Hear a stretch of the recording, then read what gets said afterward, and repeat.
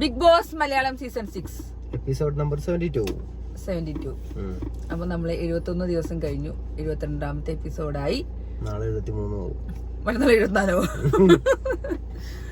അപ്പൊ ഇന്ന് നമ്മള് ആക്ടിവിറ്റി തുടങ്ങിയത് ഒരു നല്ല അടിപൊളി ഫണ്ണ് മോർണിംഗ് ടാസ്കിലൂടെയാണ്. നന്ദനയ്ക്ക് ആരെങ്കിലും ഒക്കെ ആക്ട് ചെയ്ത് അതുപോലെ കാണിക്കാൻ.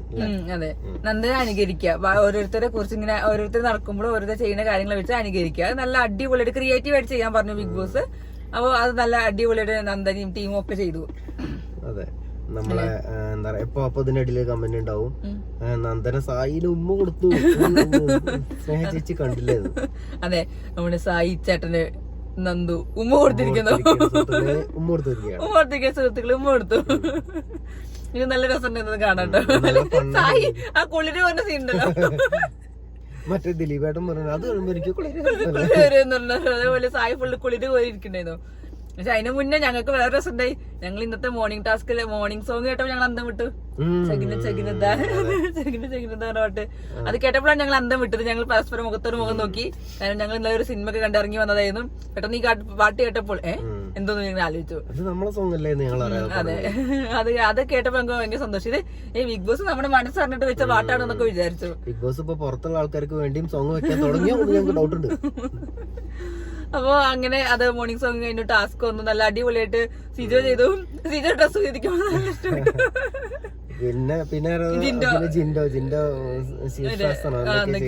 അർജുൻ ഓടുക, പിന്നാലെ ഓടിക്കുക.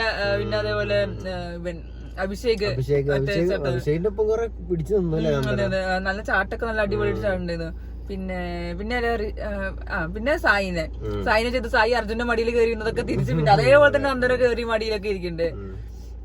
അപ്പൊ അത് നല്ല ഫണ്ണ് ഇതായിരുന്നു സംഭവം. എന്താ പറയാ, നല്ല കോമഡി. ഞങ്ങൾ കുറെ നേരം ചിരിച്ചത് കണ്ടിട്ടുണ്ടായാലും.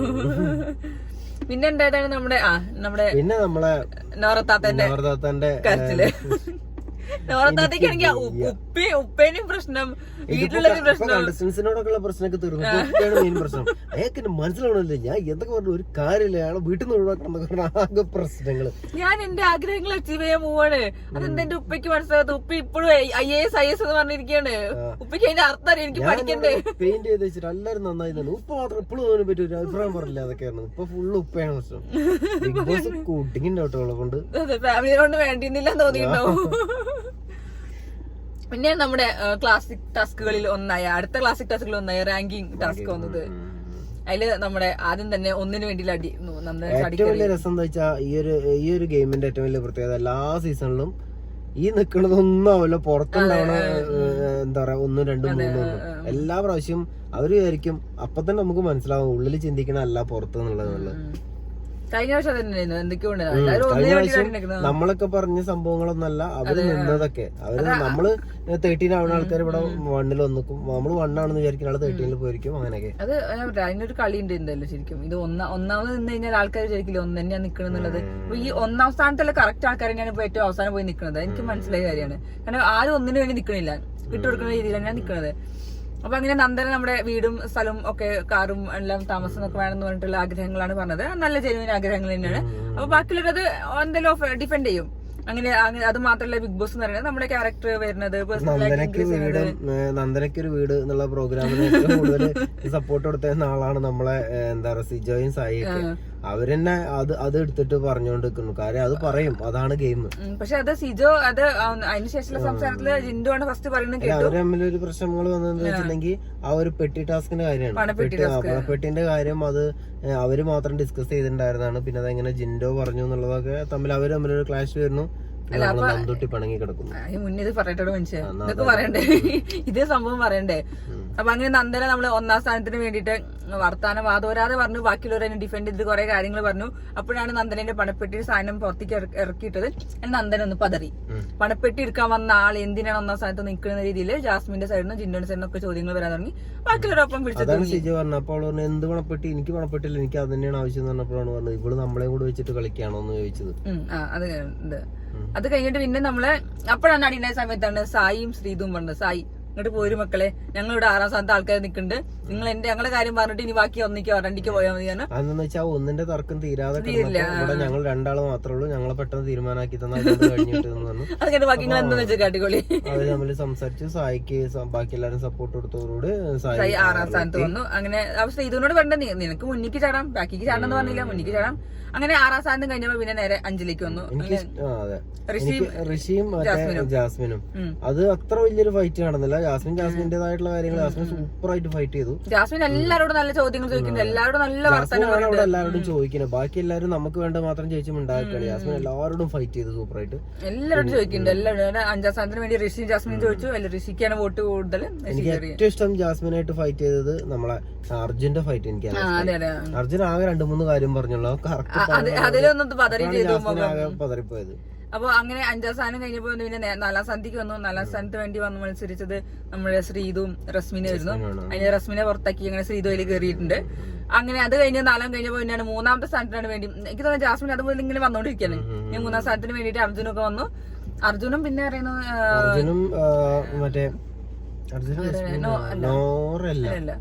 അർജുനും പിന്നെ ആരോ വന്നു. അങ്ങനെ അർജുനും അപ്പൊ ജാസ്മിനും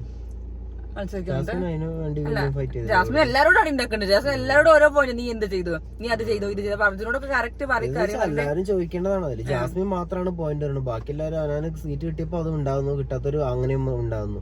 ജാസ്മിൻ എല്ലാത്തിനും വേണ്ടി എന്നിട്ട് അർജുനോട് ചോദിച്ചു. അപ്പൊ അർജുൻ പറഞ്ഞ പോയിന്റുകൾ ജാസ്മിൻ നല്ലോണം കൊണ്ടു. ഗബ്രീനെ വെച്ചിട്ടാണ് അർജുൻ കളിച്ചത്, നല്ലോണം കൊള്ളും ചെയ്തു. അങ്ങനെ അത് അർജുൻ 3ാം സ്ഥാനത്തേക്ക് കയറി. പിന്നെ 2ാമത് വന്നിട്ടാണ് പിന്നെ മനസ്സിലുള്ള നല്ലോണം കളിക്കുന്ന ആൾക്കാർ എന്ന് പറഞ്ഞിട്ടുണ്ടെങ്കിൽ ആ ആൾക്കാരല്ല നല്ലോണം കളിക്കുന്നതിന്റെ തെളിവാണ് ആ ആള് പുറത്തു പോയത്. എല്ലാത്തിലും കയറി ഇടപെടേണ്ട, എല്ലാത്തിലും കയറി ഇടപെട്ട ആളാണ് ഇറങ്ങിപ്പോയെന്നൊക്കെ പറഞ്ഞപ്പോ ജാസ്മിൻ അത് കൊണ്ട് ചിരിച്ച് ഒരു ചമ്മിയ ചിരിക്കുന്നു. പിന്നെ 2ാം സ്ഥാനത്ത് നമ്മുടെ നോറത്താത്ത വന്നിട്ട്, അയ്യോ ഞാൻ അങ്ങനെയല്ല, എനിക്ക് വയ്യാഞ്ഞിട്ട് കൂടി ഞാൻ ഇങ്ങനെയൊക്കെ ചെയ്തു, അങ്ങനെ ചെയ്തു പറഞ്ഞിട്ട് കുറെ പറഞ്ഞിട്ടുണ്ട്. അപ്പുറത്തെ വീട്ടിലുള്ള ആൾക്കാരെ പറഞ്ഞു തുടങ്ങി. ജാസ്മിൻ പറഞ്ഞു, എന്തിനാ മോളിങ്ങനെ സിമ്പതി കട ഇറക്കണ ആദ്യം മുതല്, ഡേ 1 മുതൽ കേൾക്കാൻ തുടങ്ങി സിമ്പതി കട, ഒന്ന് നിർത്തുമെന്ന് ചോദിക്കുന്നത്. നോറയ്ക്ക് അത് കൊണ്ടുണ്ട്. അപ്പൊ നോറയും അങ്ങനെ ജിൻഡോയുമാണ് മത്സരിച്ചത്. അങ്ങനെ ജിൻഡോയും വേണ്ട 13 ആളുകളിലേക്ക് 14ാം സ്ഥാനം മതി എന്നൊക്കെ പറഞ്ഞിട്ട് പോകും. അങ്ങനെ ആ ഇതില് ജിൻഡോ കയറി വന്നു. പിന്നെ 1ാം സ്ഥാനത്തേക്ക് വന്നത് 4 പേരുണ്ടായിരുന്നു. അപ്സര, സിജോ, അഭിഷേക്, നന്ദന. അങ്ങനെ എല്ലാവരും തോൽപ്പിച്ച് നമ്മുടെ അഭിഷേക് 1ാം സ്ഥാനത്തേക്ക് കയറിയിട്ടുണ്ട്. അങ്ങനെ അപ്പോഴാണ് നമ്മളെ ബിഗ് ബോസിന്റെ പിന്നെ ബാക്കിയുള്ള എല്ലാവരും കൂടി ഓടിച്ചെന്നിട്ട് ഓരോ പൊസിഷനിലും കയറിയിരുന്നു. അതിൽ പിന്നെ വാഗ്വാദങ്ങളൊന്നും ഉണ്ടായില്ല. ഒരു 6-7 ശേഷം പിന്നെ ആർക്കും അങ്ങനെ വാദങ്ങളൊന്നുമില്ല. എല്ലാരും പോയി ഇഷ്ടമുള്ളടത്തൊക്കെ പോയിരുന്നു. പെട്ടെന്ന് ബിഗ് ബോസിന്റെ ട്വിസ്റ്റ്, മക്കളെ ഇനിയാണ് ട്വിസ്റ്റ് വരുന്നത്. അങ്ങനെ നമ്മുടെ അഭിഷേക് അണ്ണന് നമ്മള് ബിഗ് ബോസ് 11ാം ആഴ്ചയിലെ ക്യാപ്റ്റൻ ആയിട്ട് തെരഞ്ഞെടുക്കപ്പെട്ടിട്ടുണ്ട്. ഇപ്പോൾ ഈ 13 ആളുകളിലെ ക്യാപ്റ്റൻ ആവരുത് ഏറ്റവും കൂടുതൽ ആഗ്രഹിച്ച ആളാണ് അഭിഷേക്. അപ്പൊ അഭിഷേകിന്റെ തലയിൽ തന്നെ ക്യാപ്റ്റൻ. അതല്ല, അതിന്റെ റെസ്പോൺസ് ഭയങ്കര സൂപ്പർ ആയിരുന്നു. ബിഗ് ബോസ് അയ്യോ സമ്മാനം ഉണ്ടപ്പോ അത് പോന്നോട്ടെ, അത് കുഴപ്പമില്ല. പക്ഷെ അത് ഇതിനേക്കാളും കൂടുതൽ നമ്മുടെ ലൈവിലുണ്ടായിരുന്നു കേട്ടോ. നല്ല രസമായിട്ട്, അയ്യോ എനിക്കിത് വേണ്ടേ എന്നിട്ട് ഭയങ്കര സംസാരം വർത്താനം, നല്ല രസമുണ്ടായിരുന്നത് അഭിഷേക് എന്ന് പറഞ്ഞത്. അങ്ങനെ അഭിഷേക് 1ാം സ്ഥാനത്ത് കയറിയതിനു ശേഷം ടെസ്റ്റ് കൊടുത്തിട്ട് ബിഗ് ബോസ് ക്യാപ്റ്റൻ ഒക്കെ ഉണ്ട്. പിന്നീട് എന്താ പറയാ ഓരോ ചെറിയ പൊട്ടിത്തെറികള്, അതായത് അവിടെ സംസാരിച്ചുകള് അവിടെ ഇവിടെ. എനിക്കൊക്കെ ആ കാര്യത്തിലൊക്കെ എനിക്ക് ഭയങ്കരമായിട്ട് ഇഷ്ടം ജിൻഡോനെയാണ്. ജിൻഡോനെ അതുപോലെ തന്നെ എനിക്ക് ജാസ്മിനെ ഇഷ്ടമാണ്. ജാസ്മിൻ അത്ര വലിയൊരു പരാതിയും പരിഭവവും പറഞ്ഞ് നടക്കാറില്ല. ജാസ്മിന് കൊണ്ട് എന്തെങ്കിലും സാധനം ഉണ്ടെങ്കിൽ പോയി പറയുന്നുള്ളല്ല. അത് ജിൻഡോ അതുപോലെയാണ്. ജിൻഡോ അത് അങ്ങനെ പറഞ്ഞില്ല എങ്ങനെ പറഞ്ഞില്ല, ഒരുവിധം അവിടെ ആരും അങ്ങനെ ചെയ്യാറില്ല. അവിടെ പരാതി പെട്ടി എന്ന് പറയുന്നത് നമ്മളെ നോറ തന്നെയാണ്. നോറയ്ക്ക് ആരെങ്കിലും ഒന്ന് സൂക്ഷിച്ച് നോക്കിയാലും പ്രശ്നം, നോക്കിയില്ലേലും നോറയ്ക്ക് അവിടെ സപ്പോർട്ട് ചെയ്യാൻ ആരും ഉണ്ടായിരുന്നില്ല. 2ാം സ്ഥാനത്തേക്ക് വരാൻ പറഞ്ഞപ്പോ നോറയ്ക്ക് ആ 13 പേര് 12 പേര് ആരും സപ്പോർട്ട് ചെയ്യാൻ വന്നില്ല. അതിലേക്ക് കൊണ്ടുണ്ട്. അത് കഴിഞ്ഞ് പിന്നെ നമ്മുടെ നന്ദന അവിടെ പോയിട്ട് സിജോ ചേട്ടാ സായി ചേട്ടാ അങ്ങോട്ട് മിണ്ടില്ല അവന് തെറ്റിക്കിടക്കുന്നുണ്ടായിരുന്നു അവിടെ പോയിട്ട്. മിണ്ടിക്കാൻ നടക്കണ്ടായിരുന്നു. അല്ല, അത് സായിയോ സിജോട് സംസാരിക്കുന്നുണ്ടായിരുന്നു. പണപ്പെട്ടിന്റെ ടാസ്ക് നമ്മുടെ 3 പേരുടെ ഇടയിൽ നിന്ന് സംഭവം എങ്ങനെ പുറത്തു വന്നു. അല്ല, അഭിഷേകോട് പറയുന്നത് ജിൻഡോ ആണ് പറഞ്ഞതല്ല. അത് എങ്ങനെ കിട്ടി നമുക്കറിയാം. ആദ്യം വിചാരിച്ചത് എന്താ വെച്ചിട്ടുണ്ടെങ്കിൽ ഇവള് പോയി എല്ലാവരോടും പറഞ്ഞു എന്നുള്ളൊരു തെറ്റിദ്ധാരണയുടെ പുറത്താണ് അവരത് പറഞ്ഞത്. ഇങ്ങനെയാണെങ്കിൽ ഇനിയിപ്പോ നമ്മള് സപ്പോർട്ട് ചെയ്യേണ്ടതെന്നൊക്കെ പറഞ്ഞത്. അപ്പം അത് അഭിഷേക് വന്നിട്ട് പറഞ്ഞു അത് ജിൻഡോ ആണ് സംസാരിച്ചത്. പിന്നെ നമ്മള് ജിൻഡോക്കാക്കൊക്കെ ഒരു പ്രത്യേകത ഉണ്ട്, ആരെവിടെ എന്ത് പറഞ്ഞാലും അതെങ്ങനെ ആളെ ചെവിയിലെത്തും. അപ്പൊ അങ്ങനെ ഒരു സംസാരം നന്ദന നന്ദുട്ടി അങ്ങനെ പെങ്ങളുട്ടി തെറ്റിക്കിടക്കുന്നുണ്ട്. ആൺകുട്ടികൾ രണ്ടാളും പറഞ്ഞു ഞാൻ ഇനി ആരോടും മിണ്ടില്ല, എല്ലാവരും അവനവന്റെ കാര്യമുള്ളൂ, എനിക്കിത് വേണ്ട അത് വേണ്ട പറഞ്ഞിട്ട് നന്ദുട്ടി എല്ലാവർക്കും അവനവന്റെ കാര്യം മാത്രമേ ഉള്ളൂ, എനിക്ക് മാത്രം എന്റെ കാര്യം മാത്രമേ ഉള്ളൂ എന്നൊക്കെ വേണ്ട എന്തൊക്കെയാ പറയുന്നത്. അത് കഴിഞ്ഞിട്ടാണ് നമ്മുടെ ജാസ്മിൻ അഭിഷേകിനോട് നീ ഒന്നാം സ്ഥാനത്ത് വരേണ്ട ആളല്ല പറഞ്ഞിട്ട് കുറച്ച് അത് നല്ല സൂപ്പർ സീൻ ആയിരുന്നു. സംസാരമായിരുന്നു അത് ഭയങ്കരമായി. ജാസ്മിൻ ആദ്യമായിട്ട് സംസാരിച്ച് കുടുങ്ങിപ്പോയ ഒരു സംഭവമാണ്. അതെ, അഭിഷേകിനോട് നീ ഒരു കാര്യം മനസ്സിലാക്കണം, നീ ആദ്യം മുതലേ ചിന്തിക്കണം മുഴുവൻ തെറ്റാണ്. പിന്നെ നീ പറയണത് ഞാൻ കേൾക്കേണ്ട ഒരാവശ്യമില്ല. അപ്പൊ മറ്റേ ആളെ സ്ഥിരം ഡയലോഗാണ്. അപ്പൊ ഞാൻ പറയണത് കൂടി നീ കേൾക്കുക. അയാളെന്ന് പറഞ്ഞു എനിക്ക് കേൾക്കേണ്ട ആവശ്യമില്ല, പറയണ്ടെന്ന് ഇപ്പൊ എനിക്ക് പറയാൻ പറ്റുമല്ലോ. അടിപൊളിയായിരുന്നു. അഭിഷേക് ഫുള്ള് നല്ല കൗണ്ടർ എടുത്തിട്ടുണ്ടായിരുന്നു ജാസ്മിൻ അവിടെ ചൂളി പോയി ശരിക്കും പറഞ്ഞാല്. അങ്ങനെ അങ്ങനത്തെ സീരിയസ് ടാസ്കുകൾ കഴിഞ്ഞ പിന്നെ സ്പോൺസർ ടാസ്ക് വന്നു ഈസ്റ്റേണിന്റെ. ഈസ്റ്റേണിന്റെ ആശംസകൾ. നമുക്കിനി മുളകുപൊടി കിട്ടോ അല്ല വീട്ടിക്ക് കൊടുത്തേക്കാവോ ഈസ്റ്റേണിന്റെ മറ്റേ മുളകുപൊടി അത്ര എല്ലാ സാധനങ്ങളും ചിക്കൻ പൊരിച്ചത് കൊണ്ട് കുറെ മസാലകളൊക്കെ വരുന്നുണ്ടായിരുന്നു. അപ്പൊ അതൊക്കെ ഉണ്ട്. ഇനിയിപ്പോ അത്ര തന്നെ ഉണ്ടായിരുന്നില്ല എന്നിട്ട് ഈസ്റ്റേണിന്റെ ഒരു ടീം ചിക്കന്റെ സംഭവങ്ങൾ ഉണ്ടാക്കി, ഒരു ടീം പായസം ഉണ്ടാക്കി. അല്ല രണ്ടുപേരും ടീമല്ലേ? ഒരാൾ പായസം. അങ്ങനെയാണ്. അല്ല ഇവര് സംസാരിക്കായിരുന്നു, എനിക്കറിയില്ല കേട്ടോ. അവര് എന്തായാലും ഗെയിം സ്പോൺസർ ടാസ്ക് കഴിഞ്ഞു. പായസം നല്ല കോമ്പിനേഷൻ ആയിരുന്നു. അപ്പൊ അതോടുകൂടി നമ്മുടെ ഇന്നത്തെ എപ്പിസോഡിന് ശേഷം നമ്മൾ വെയിറ്റ് ചെയ്യുന്ന എപ്പിസോഡ് നാളെ വരാൻ പോവാണ്. നമ്മളെ ലാലിച്ചായന്റെ പിറന്നാൾ. ലാലിച്ചായനോ? ലാലേട്ടൻ, അത് മതി. നമ്മുടെ ലാലേട്ടന്റെ ബർത്ത്ഡേക്ക് വേണ്ടി എല്ലാരും ഭയങ്കര പ്രാക്ടീസ് ആണ്. സായിന്റെ കുറെ ഡാൻസ് സ്റ്റെപ്പ് കുറെ ഇറങ്ങിയിട്ടുണ്ട്, നല്ല രസമായിട്ടുണ്ട്. ലാലേട്ടന്റെ പിറന്നാളിനെ കുറിച്ച് പറയുമ്പോൾ എനിക്ക് വളരെ ഇമ്പോർട്ടന്റ് ആയിട്ട് പറയാനുള്ളത് 23-ാം തീയതി ടർബോ ഇറങ്ങുന്നുണ്ട്. അതെന്താ മനുഷ്യ ഇവിടെ പറയണത്? ലാലേട്ടന്റെ പിറന്നാളല്ലേ ഇവിടെ പറഞ്ഞ അവിടെ മുഖ്യം വേണം. വേണ്ട, നാളെ 21-ാം തീയതി മെയ് 21 ലാലേട്ടന്റെ ബർത്ത്ഡേ. പിന്നെ ഷൂട്ട് കഴിഞ്ഞിട്ടുണ്ടാവും 21-ാം തീയതി. ഞങ്ങളുടെ ലാലേട്ടൻ ചെറുപ്പക്കാരനാണ്, 21 വയസ്സുള്ളൂ. പോരെ, ഒരു 19 കൊല്ലം മുന്നേ. അങ്ങനെ ഇന്നത്തെ എപ്പിസോഡ് ഷൂട്ട് കഴിഞ്ഞിട്ടുണ്ടാവും അല്ലെ? നാളെ എനിക്ക് ഉറപ്പാണ്. ലാലേട്ടൻ മുണ്ടൊക്കെ എടുത്ത് ലാലേട്ടൻ മുണ്ടെടുത്താൽ പിന്നെ ഒന്നും ചുറ്റുള്ളൊന്നും കാണാൻ പറ്റില്ല അവസ്ഥയിലാവും. ഉറപ്പാണ് അല്ലെ? നാളെ മുണ്ടും അടിപൊളിയോ? കാരണം ലാലേട്ടൻ അങ്ങനെയൊക്കെയാണ് കാണുന്നത്. അല്ലെങ്കിൽ ലാലേട്ടൻ ലുക്കുള്ള ആൾ തന്നെയാണ് ഉറങ്ങുമ്പോ. ഉറങ്ങുമ്പോഴേക്കല്ലോ ബാക്കിയുള്ളവരെ പോലെ മുഖമൊക്കെ ക്ലീൻ ആക്കി കഴിഞ്ഞാൽ പിന്നെ ഉറങ്ങുമ്പോ ഭംഗിയില്ലാത്തവരൊന്നാവില്ല. ഞാൻ പറയില്ല, ഞാനൊരു ഫണ്ണാക്കി മാത്രം പറഞ്ഞാൽ ലാലേട്ടൻ ഒടുക്കത്തെ ലുക്ക്.